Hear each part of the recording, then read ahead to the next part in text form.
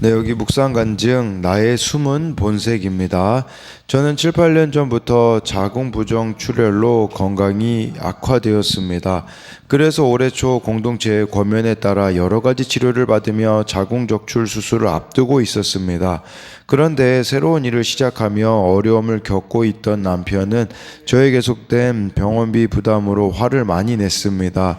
저는 그런 남편과 부딪히기 싫어 수술을 미루다가 결국 응급실에 실려가게 되었습니다. 그때 저는 남편을 미워하고 원망하는 마음이 다스려지지 않았습니다. 그러다 말씀을 묵상하면서 스스로 좋은 사람이라 착각하며 구원보다 이 땅에 소망을 둔 저의 모습을 보게 되었습니다. 그러자 예수님을 통하지 않고는 스스로 온전함을 입을 수 없는 죄인인 것과 십자가의 값없는 은혜가 깨달아졌습니다. 그런데 제게 수술비도 주지 않던 남편이 저의 수술 예정 기간에 제주도로 여행을 떠났습니다. 저는 처음에 제 죄의 본성대로 남편이 믿고 원망스러웠지만 그동안 공동체에서 들은 말씀을 떠올렸습니다. 그러자 죄의 모양만 다를 뿐 나도 남편의 구원을 경홀히 여기면서 남편을 냉정하게 대하고 내 필요를 채워주지 않는다며 원망만 한 죄인이 인정되어 요동하지 않을 수 있었습니다. 또한 사건이 있을 때마다 남편과 헤어지고 싶어하며 이기적으로 살아온 저의 모습을 회개했습니다. 그러자 하나님은 수고하고 무거운 짐진 자들아 다 내게로 오라 내가 너희를 쉬게 하리라는 큐티 말씀으로 저를 위로하셨고 밤새 제 옆을 지켜준 소그룹 지체 덕분에 마음이 편히 치료를 받을 수 있었습니다.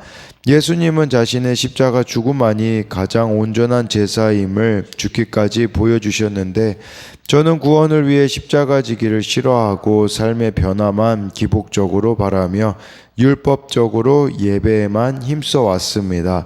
이제는 가장 좋은 소망인 구원을 위해 십자가 지신 예수님의 사랑을 기억하며 삶으로 온전한 제사를 드리길 소망합니다. 적용하기입니다. 밤낮이 바뀌어 일하는 남편의 업무 특성상 각방을 쓰고 있었는데 합방을 하겠습니다. 남편이 새벽에 귀가하면 피곤하더라도 일어나 맞이하겠습니다.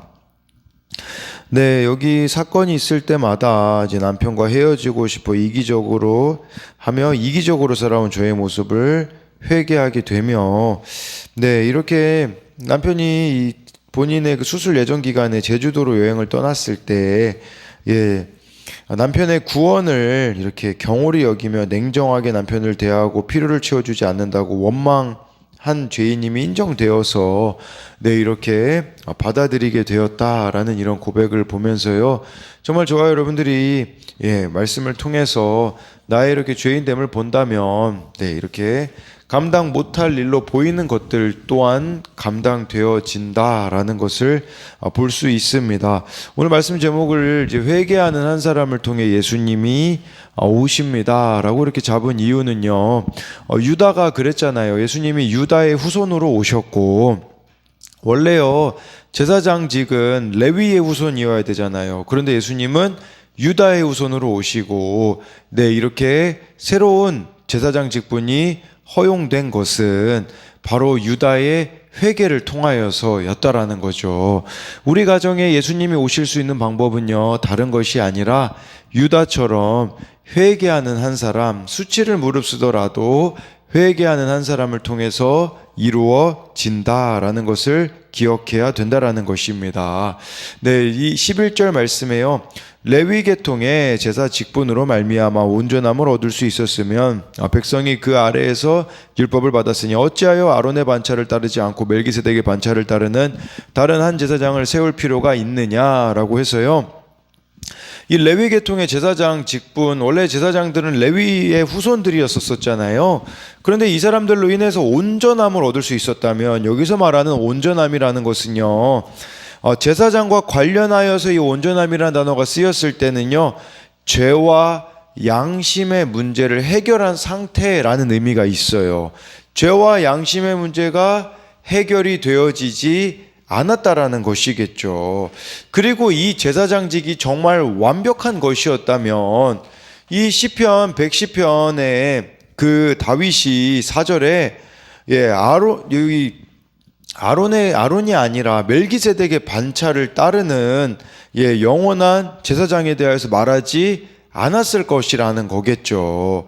그러니까 다윗이 시편 110편 4절에서 언급한 것은 레위 계통 제사장직의 한계와 더 나은 제사장직의 필요성에 대하여서 이야기한 것이라고 할 수가 있는 것이에요. 즉 새로운 제사장직은 필연이자 하나님의 계획이었다라는 것이에요.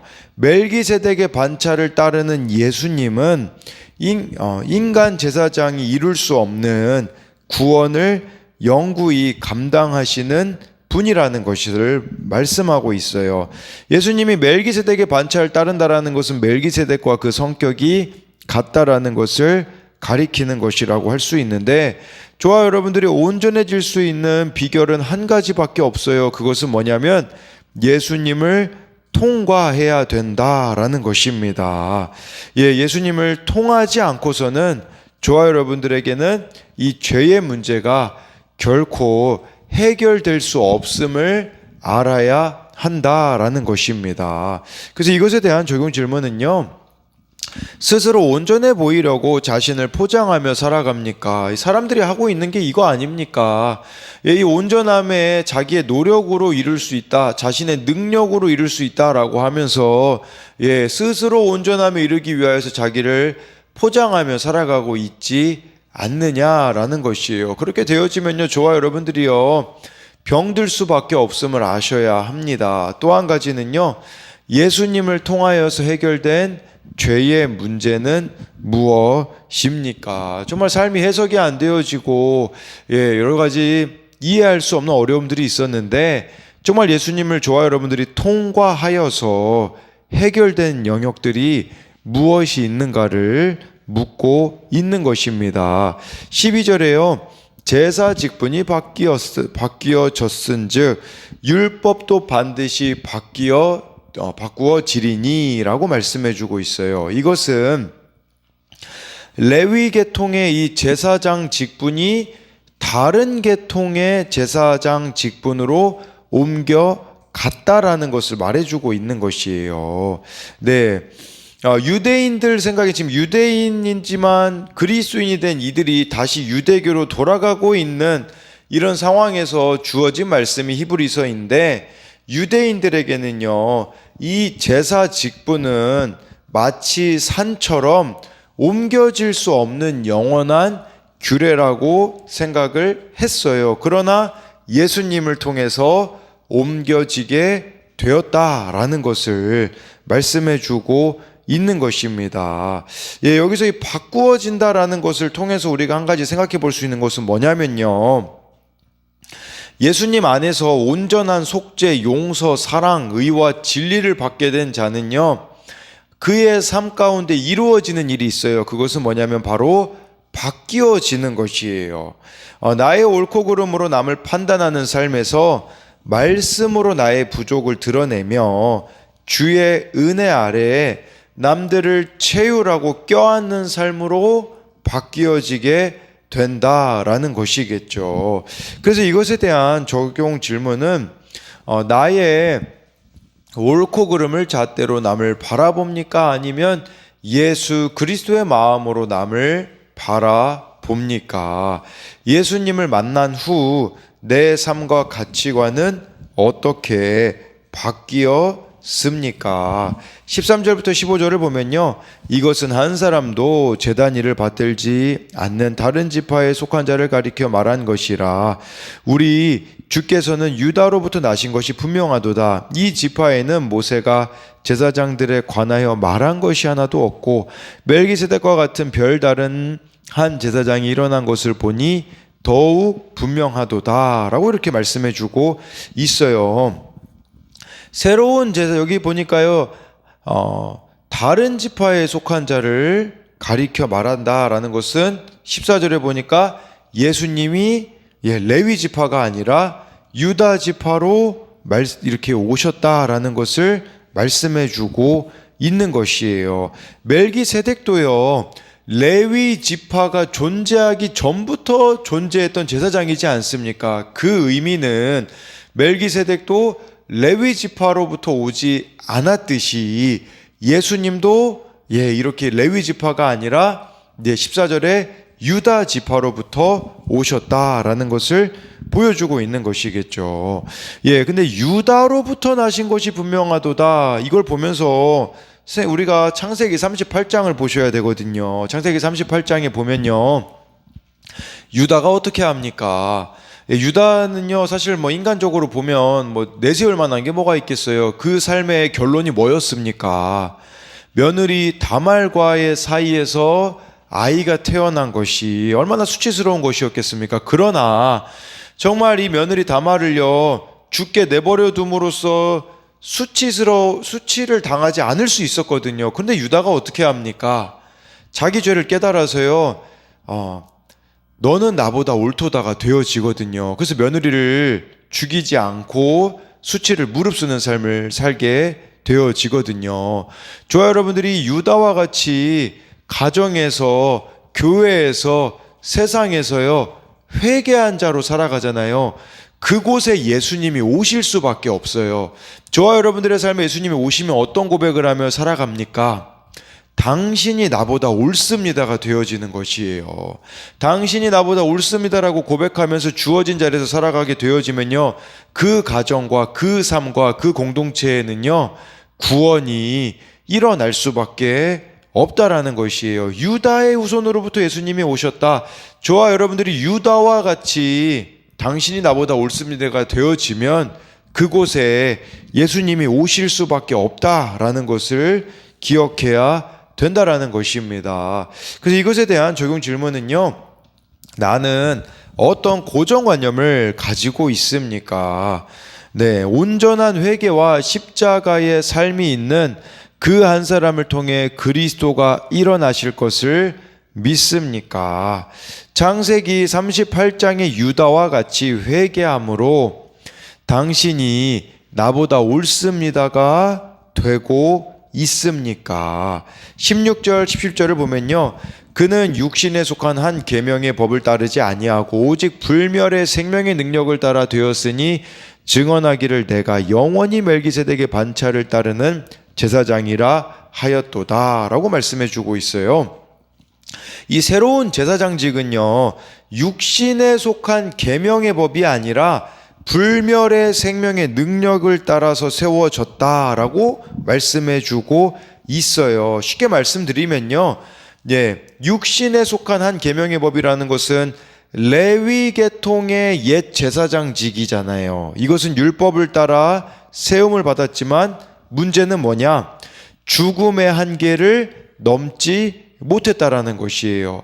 그러나 예수님을 통해서 오게 된 새로운 제사장직은요, 죽음이 파괴할 수 없는 생명의 능력으로 영원한 제사장이 된다라는 의미라는 것이라고 할 수가 있는 것입니다. 그리고요, 이 불멸의 생명의 기준으로 한다면 예수님 외에는 제사장이 될 수 있는 분이 없는 것이겠죠. 이 제사장만이 온전함과 거룩함을 주실 수 있고 하나님 앞에 가까이감과 담대히 나아감을 누리게 하신다라고 할 수가 있는 것입니다.